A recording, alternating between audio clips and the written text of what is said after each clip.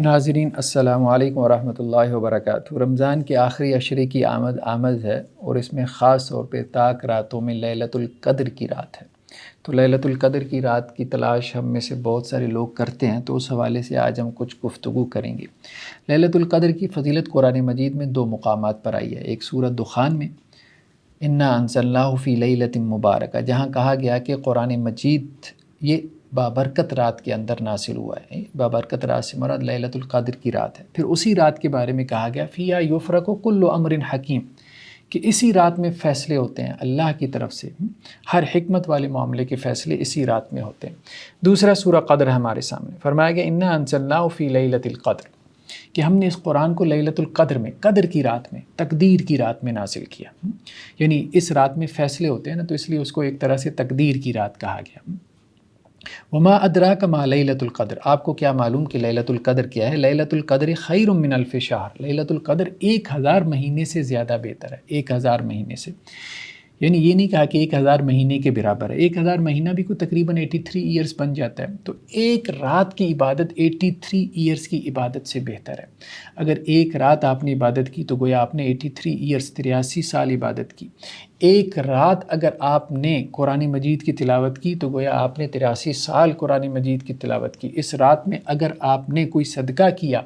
اس رات میں ایک مرتبہ صدقہ کیا تو گویا آپ نے 83 سال وہ صدقہ کیا، یعنی مثال کے طور پہ 1000 روپیہ اگر آپ اس رات میں صدقہ کرتے ہیں تو گویا آپ نے 83 سال آپ نے 1000 روپیہ صدقہ کیا۔ اگر اس رات میں آپ 2 رکعت نفل نماز پڑھتے ہیں تو ایسے جیسے 83 سال آپ نے 2 رکعت نفل نماز پڑھے۔ اس رات میں اگر آپ ایک پارہ تلاوت کرتے ہیں تو گویا 83 سال آپ نے جو ہے وہ ایک پارہ تلاوت کیا۔ اس رات میں اگر آپ اللہ سے دعا کرتے ہیں تو گویا 83 سال آپ نے اللہ سے دعا کرنے میں گزار دیے۔ تو لیلۃ القدر خیر من الف شہر، لیلۃ القدر جو ہے وہ 1000 مہینے سے بھی بہت بہتر ہے، یہ سپرلیٹو ڈگری ہے۔ یہ نہیں کہا کہ 1000 مہینے کے برابر ہے اس کا ثواب، وہ ہمیں سمجھانے کے لیے 1000 مہینہ کہا گیا، ورنہ اس کا ثواب تو اس سے بھی بہت بڑھ کر ہے۔ اور دوسری بات کیا ہے، اس کی دوسری فضیلت کیا ہے؟ ایک تو یہ ہے کہ اس کا اجر و ثواب بہت بڑھ کر ہے۔ بہت کم اعمال ہیں کہ جن کے اجر و ثواب کی طرف قرآن نے توجہ دلائی ہے۔ حدیثوں میں تو بہت سارے جو مسائل ہیں، بہت سے اعمال ہیں جن کے فضائل آ جاتے ہیں، لیکن قرآن میں بہت کم اعمال کے فضائل آئے ہیں، نقل ہوئی ہیں۔ تو دوسری فضیلت کیا بیان ہوئی لیلۃ القدر کی؟ یعنی ایک تو یہ ہے کہ اس میں قرآن مجید نازل ہوا، اور دوسری یہ کہ اس رات میں عبادت جو ہے وہ اس کا ثواب 1000 مہینے کی عبادت سے بڑھ کر ہے، اور تیسرا یہ کہ فرشتے اور روح القدس یعنی جبریل امین جو ہے وہ اس میں نازل ہوتے ہیں۔ تنزل الملائکۃ والروح فیہا باذن ربہم من کل امر، فرشتے بھی نازل ہوتے ہیں اور اسی طرح روح یعنی روح القدس بھی نازل ہوتے ہیں اس رات میں اپنے رب کے حکم سے۔ سلام ہی حتی مطلع الفجر، اور یہ رات طلوع فجر تک اللہ کی طرف سے سلامتی ہی سلامتی ہے۔ اب ہم احادیث کی طرف آتے ہیں، تو احادیث میں ہم دیکھتے ہیں جیسا کہ صحیح بخاری کی روایت ہے 35 نمبر حضرت ابو ہریرہ رضی اللہ عنہ سے، کہ اللہ کے رسول صلی اللہ علیہ وسلم نے فرمایا کہ جو بندہ من یقم لیلۃ القدر، کہ جو قیام کرتا ہے لیلۃ القدر کی رات میں، کھڑا ہوتا ہے، جسے ہم قیام اللیل کہتے ہیں، جیسے تراویح کی نماز ہے، تہجد کی نماز ہے،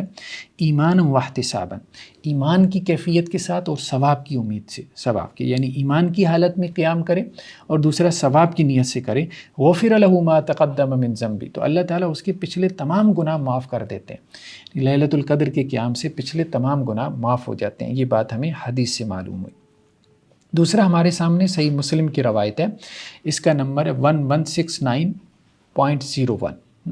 اس روایت میں یہ ہے کہ ایک تابعی حضرت زر بن خبیش یہ کہتے ہیں کہ میں نے حضرت ابی بن کعب سے یہ سوال کیا کہ آپ کے بھائی عبداللہ ابن مسعود وہ یہ کہتے ہیں کہ جو سال بھر میں قیام کرے تو اس کو لیلۃ القدر ضرور مل جائے گی۔ تو اس پہ حضرت ابی بن کعب نے کہا کہ اللہ ان پہ رحم فرمائے،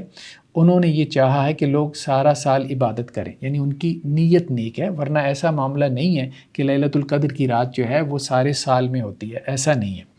لیکن انہوں نے یہ چاہا کہ اسی بہانے لیلۃ القدر کی تلاش میں لوگ کیا کریں گے، سارا سال جو ہے وہ عبادت کر لیں گے، ہے تو وہ سال کے اندر ہی، سال سے باہر تو نہیں ہے۔ تو یہ حضرت ابی بن کعب نے، جو کہ صحابی رسول ہیں رضی اللہ عنہ، دوسرے صحابی حضرت عبداللہ بن مسعود رضی اللہ عنہ کے فتویٰ کے حوالے سے یہ بات کہی کہ ان کی نیت جو ہے وہ اپنے اس فتویٰ کے حوالے سے نیک ہے۔ پھر انہوں نے کہا کہ دیکھو بات یہ ہے کہ ان کو بھی یہ معلوم ہے، یعنی عبداللہ ابن مسعود رضی اللہ عنہ کو بھی یہ معلوم ہے کہ لیلۃ القدر کی رات رمضان میں ہے، اور یہ بھی ان کو معلوم ہے کہ آخری عشرے میں ہے، اور یہ بھی ان کو معلوم ہے کہ یہ 27ویں ہی کی رات ہے۔ اب یہ جو تیسری بات تھی نا، رمضان میں ہے اور آخری عشرے میں ہے، یہاں تک تو بات ٹھیک تھی، لیکن 27ویں کی رات ہے تو راوی جو ہے اس نے حضرت ابی بن کعب سے کہا کہ آپ یہ کس بنیاد پہ کہہ رہے ہیں کہ یہ 27ویں ہی کی رات ہے؟ تو انہوں نے کہا کہ بھئی اس علامت یا نشانی کی بنیاد پہ جو رسول اللہ صلی اللہ علیہ وسلم نے ہمیں بتائی ہے کہ لیلۃ القدر کی رات وہ ہوتی ہے کہ جس دن سورج جب طلوع ہوتا ہے تو اس کی کوئی شعاع نہیں ہوتی۔ تو ایک طرف تو حضرت عبداللہ بن مسعود رضی اللہ عنہ کی رائے تھی کہ ہر سال میں جو دن ہے اس کے اندر لیلۃ القدر کی رات ہو سکتی ہے، کہ انہوں نے سال میں کوئی رات متعین ہی نہیں کی لیلۃ القدر کی، اور دوسری طرف حضرت ابی بن کعب رضی اللہ عنہ نے اس کو متعین کر دیا کہ 27 کی رات ہے۔ دیکھیں یہ ساری صحابہ کی انٹرپریٹیشن ہے،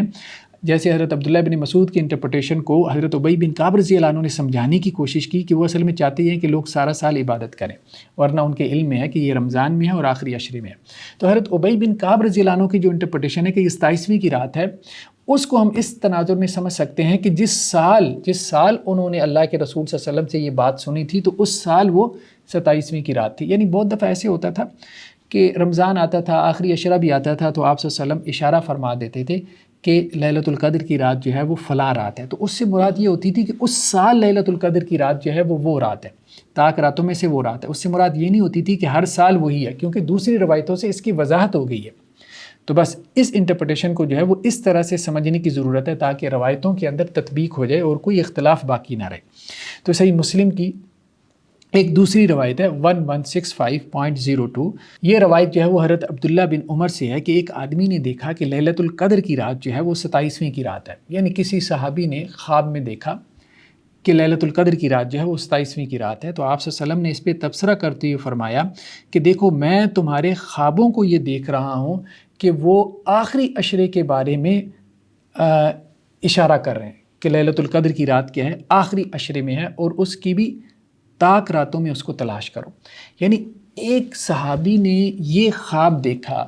کہ 27ویں کی رات جو ہے وہ لیلۃ القدر کی رات ہے۔ اب آپ صلی اللہ علیہ وسلم نے یہ نہیں کہا کہ 27ویں کی رات ہے، نہیں، بلکہ آپ نے اس پہ کیا تبصرہ کیا کہ میں یہ دیکھ رہا ہوں کہ تم جو مختلف لوگ صحابہ میرے پاس اپنے خواب لے کے آ رہے ہیں، کوئی کہہ رہا ہے 27ویں کو ہے، کوئی کہہ رہا ہے 25ویں کو ہے، کوئی کہہ رہا ہے 23ویں کو ہے، تو ان سارے خوابوں کو دیکھ کے مجھے یہ محسوس ہو رہا ہے کہ یہ آخری عشرے میں ہے، اور آخری عشرے کی طاق راتوں میں اس کو تلاش کرو۔ تو یہ گویا کہ آپ صلی اللہ علیہ وسلم نے اس طرح سے اس کو انٹرپریٹ کیا، یعنی اس سال تو یہ پاسبلٹی تھی کہ جس سال اس صحابی نے یہ خواب دیکھا تھا کہ یہ 27ویں کی رات ہو، لیکن آپ صلی اللہ علیہ وسلم اس کی اس انٹرپریٹیشن کی طرف نہیں گئے کہ ہر سال اسے 27ویں کی رات بنایا جائے، اور آپ صلی اللہ علیہ وسلم نے اسی حدیث میں واضح کر دی کہ اس کو آخری عشرے میں تلاش کرو۔ نیکسٹ جو حدیث ہمارے سامنے ہے اس بارے میں وہ صحیح بخاری کی حدیث 49 ہے، حضرت عبادہ بن صامت سے، کہ رسول اللہ صلی اللہ علیہ وسلم ایک دفعہ شب قدر بتلانے کے لیے اپنے حجرے سے نکلے،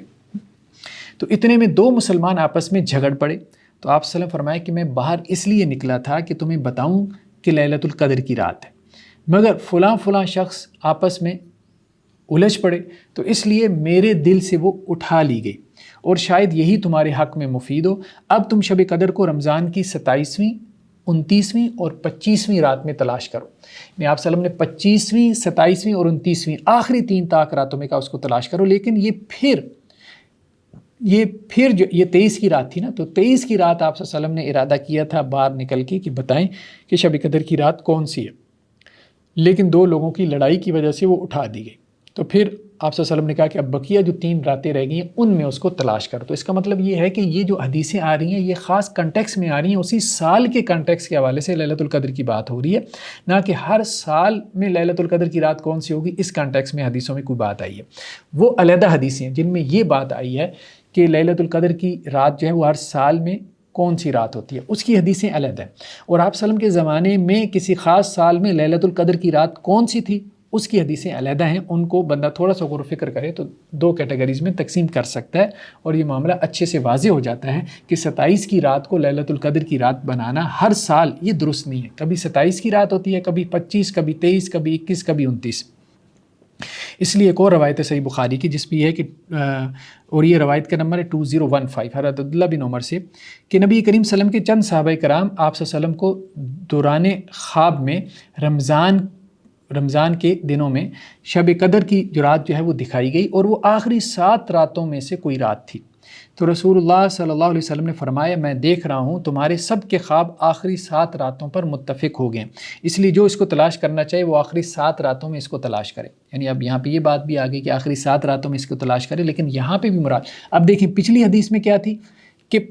25، 27 اور 29 آخری 3 طاق راتیں، اور اس سے پچھلی حدیث کیا تھی 27 کی رات میں، پھر اس کے بعد ہم نے دوسری پڑھی کہ آخری 3 طاق راتوں میں، اور اب کیا ہے کہ آخری 7 راتوں میں اس کو تلاش کرو۔ تو یہ گویا کہ ایک اور سال تھا جس میں یہ بات ہو رہی تھی کہ آخری 7 راتوں میں اس کو تلاش کرو۔ اور جو صحیح روایت اس معاملے میں جس میں ہمیشہ کے لیے رہنمائی دی گئی وہ صحیح بخاری کی روایت ہے 2017، جس میں حضرت عائشہ رضی اللہ عنہا سے روایت ہے کہ آپ صلی اللہ علیہ وسلم فرمایا شب قدر کو رمضان کے آخری عشرے کی طاق راتوں میں تلاش کرو۔ شب قدر کو رمضان کے آخری عشرے کی طاق راتوں میں تلاش کرو۔ تو یہ اصولی رہنمائی ہے قیامت تک کے لیے کہ آخری عشرہ اور اس کی طاق راتوں میں شب قدر کو ہم نے تلاش کرنا ہے، یعنی 21، 23، 25، 27 اور 29 ان 5 طاق راتوں میں سے کوئی بھی طاق رات ہو سکتی ہے، اور یہ بدل بدل کے آتی رہتی ہے، بدل بدل کے آتی رہتی ہے، ہر سال ایک جیسی رات نہیں ہوتی۔ تمام حدیثوں کو ہم سامنے رکھیں تو اس کا یہی معنی اور مفہوم ہمارے سامنے آتا ہے۔ اب اگر شب قدر کی رات انسان اس کو پا لے، جیسے کہا جاتا ہے کہ جو اس کے سائنز ہیں، اس کی علامات ہیں، کچھ لوگوں کو احساس ہو جاتا ہے، فیلنگ ہو جاتی ہے کہ یہ شب قدر کی رات ہے، کیونکہ اس میں ایک بہت ہی گویا کہ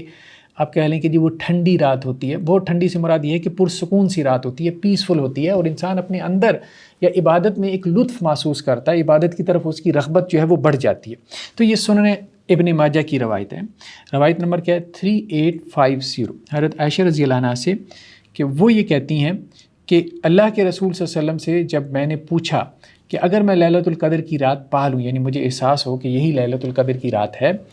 یا کوئی نشانی وغیرہ اس کی دیکھ لوں، تو میں کیا دعا مانگوں؟ تو آپ صلی اللہ علیہ وسلم فرمائے یہ دعا مانگو اللہم انک عفو تحب العفو فاعف عنی، اے اللہ تو معاف کرنے والا ہے، معافی کو پسند کرتا ہے، تو مجھ سے معاف فرما دے، مجھ سے درگزر فرما دے۔ تو یہ دعا مانگے۔ تو لیلۃ القدر کے لیے ہم نے جد و جہد کرنی ہے، مجاہدہ کرنا ہے۔ یہ 5 طاق راتیں، ان میں سے کسی رات کو بھی ہم نے ضائع نہیں کرنا، اور اس میں کھڑے ہونا ہے، مطلب کثرت سے کھڑے ہونا ہے۔ درس و تدریس میں یا ایسی کسی مسجد میں چلے جائیں جہاں کوئی خلاصہ قرآن ہو رہا ہے، قرآن مجید کا ترجمہ بیان ہو رہا ہے، تو مطلب زیادہ سے زیادہ کوئی ایکٹیویٹی